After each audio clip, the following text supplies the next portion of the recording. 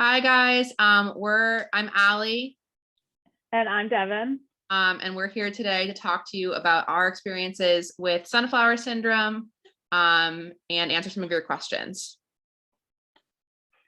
Sunflower syndrome is a rare epileptic disorder characterized by a distinctive seizure that manifests itself in a highly stereotyped physical behavior. So for most people, this looks like a hand waving, sort of like this in the sunlight, although some people also do the hand waving in other types of light. So we're here today to talk about some of our experiences. For me, I was diagnosed at age 8, and all I knew was that I had epilepsy, and I would still hand wave when I looked at the sun. This affected my mental health, which in turn would affect my schoolwork and my grades. And later on in the presentation, I'm going to talk a little bit about my current experience. So like Devin, I was diagnosed with photosensitive epilepsy when I was 7. And because of that, it definitely impacted my ability to do sports and other things outside of school, just because the hand waving does really interfere with things when you're outside. It also definitely led to me having a lot of anxiety, both about my seizures and just general like feeling self-conscious about my appearance and things like that. And like Devin, my experience has definitely changed over time, and I'll talk more about that as we go. So what do we wish we had known? As I stated before, all I knew was that I had epilepsy and that I did this hand waving thing in the sun. So what I wish I had known prior was a true diagnosis. I didn't know until a few years ago through Facebook. I found out through Facebook that this thing was called sunflower syndrome. And from there, I found Massachusetts General Hospital. I found Allie. I found Dr. Teal. So I wish prior that I had all these other peers and these doctors, and now I do have all these medications that are helping me.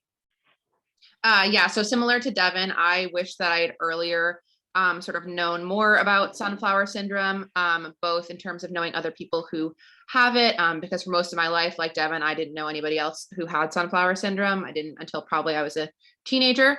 And I also wish when I was growing up that I knew what my future would look like, because as I mentioned earlier, it definitely impeded me a lot when I was younger, and has been less of a challenge as I've been older. And I wish that I could have known that growing up. So what hasn't helped? What hasn't really helped for me in the past, the least beneficial things were the constant changes in medications. I do remember being on a lot of different medications, some at the same time, and then just constant changes all the time. So those medications come with a lot of side effects, as we do know, and that really just affected the mental health. And then there's life adjustments. I do like to travel a lot, and anytime I did travel, there would be a little spike in my seizures. And so any of those things really just weren't that helpful. Yeah, similar to Devin, I definitely found that any big life stressors had an impact on my seizures and my seizure auras. That included when I wasn't sleeping. So I had trouble with that definitely in high school and college. Sleep deprivation has always made my epilepsy worse. And again, like Devin mentioned, like switching medications can be really hard. Also, a lot of epilepsy medications, obviously it's different for everybody, but can have pretty tough side effects, whether that's your mood or making you tired. So trying to cope with that while also coping with seizures and all of that comes with can be pretty tough, especially when you're just a kid. So along with the things that haven't helped, there are things that are helpful. So for me, like Allie, I was very into sports. I thought that was kind of an outlet for me, and exercise as well. And finally meeting people like Allie that definitely understood how I felt, and finding a good support system like my parents and other sunflowers and the doctors at Massachusetts General, who definitely just understood how I was feeling. Yeah, same for me. Knowing more people with sunflower syndrome and getting to talk to them, and also like sharing more information about myself and my condition with my family and community and friends as I've grown up has been super helpful, because they've been pretty supportive. I also got a medical alert bracelet when I went to college and studied abroad, and that was super helpful for me in feeling more independent and like I could do things on my own without having to worry as much. And also, sunflower syndrome can be hard to deal with, and I think it's important to know to value the wins that you have along the way. Because again, coping with the medications and the seizures and all the things that come along with it can be tough sometimes. So experiences in school. This is speaking for like middle school, elementary school type of age, at least for me. I didn't really learn how to be my own self-advocate. There was a lot of bullying and teasing because of the sunflower syndrome and the swiping. And it was hard for me to kind of articulate what was happening because I also didn't know myself what was happening. So I had to cope with that along with the seizures themselves. So being younger was a little tougher than it is now. So because of all that, my grades did suffer a little bit. Yeah, I also found, especially in elementary and middle school, I had a hard time articulating what was going on with me when I was hand waving outside on the playground at recess. And as a result, I definitely got teased or bullied by other kids who just didn't understand.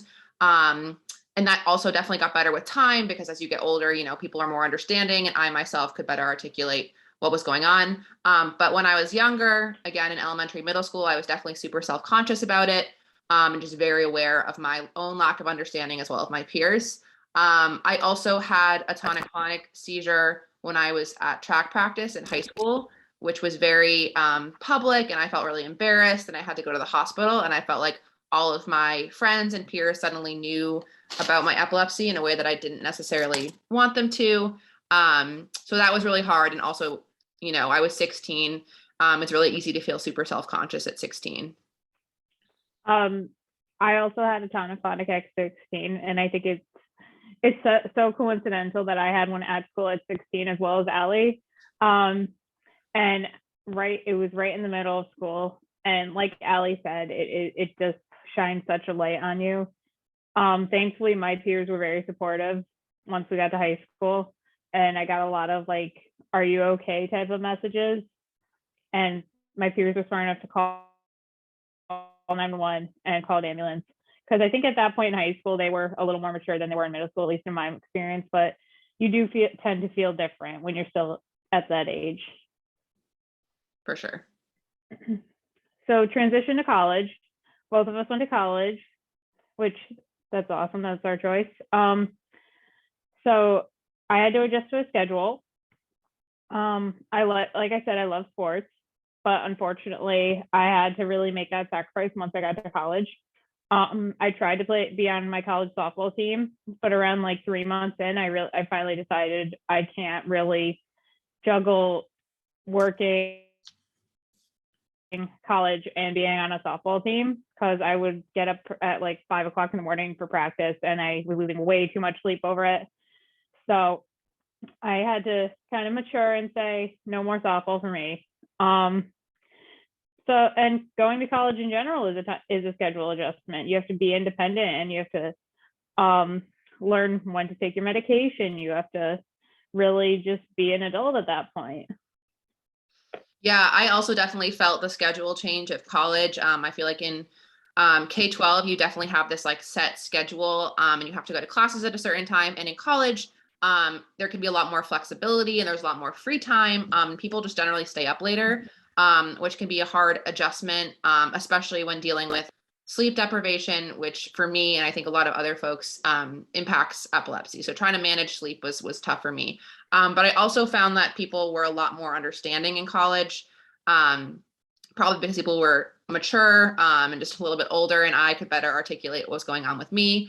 I was able to run in college, which was super awesome. Obviously, it had its challenges as well, especially spending so much time outside. But that was a really, really fun thing. And I also studied abroad, which again, super awesome that I did that. It did require a lot of pre-planning. Again, making sure I was going to a place where it wasn't going to be super sunny, and then making sure I could have all my medications and any care I would need while I was away. Which is awesome. So any advice that we would give, make connections. Again, it always helps to have people that feel similar to how you feel. The Facebook group has been an awesome outlet for me if I'm just having a bad day. And be honest with your physicians. I think if I've learned anything, it's always talk to your doctor. I remember when I was younger, I just wouldn't say 2 words to my doctor. But now it's like, if I know when to really just call the doctor if I'm just not having a good day. And ultimately, it's super frustrating. Sunflower is super frustrating and it's hard, but it does get better as you get older. Yeah, I similarly found a lot of support in talking to other people who have sunflower syndrome, whether that's at the conference or on Facebook or people you're able to meet and like text with. Also, just communicating with your friends and your family and your school and whoever else is in your life about your needs and how they can best support you. That's super important. And like Devin said, it definitely gets better. I think as you get older, it's easier to put yourself in situations where your seizures are not going to be as big of an issue. So I have found like navigating sunflower syndrome to be easier for me as an adult because I know what situations can be triggering for my epilepsy. And obviously I try to avoid those as best I can. So where are we now? I graduated from Mitchell College in Connecticut in 2016. I'm a middle school counselor, and I'm hoping to be licensed by May of 2022. And I'm about to get my master's degree, which is pretty awesome. And it was super tough, but we eventually got there. Awesome. Yeah. So I graduated from Williams College in 2020. I'm currently teaching high school math. So I teach juniors algebra 2. And I'm pursuing my master's in education. So like Devin, we're definitely still in school. We're in school for a long time. Oh, yes. All righty. Thank you very much. This is our presentation and our experience about sunflower syndrome. And we're here to answer any questions you guys have. We're excited to see you at the conference. Thanks.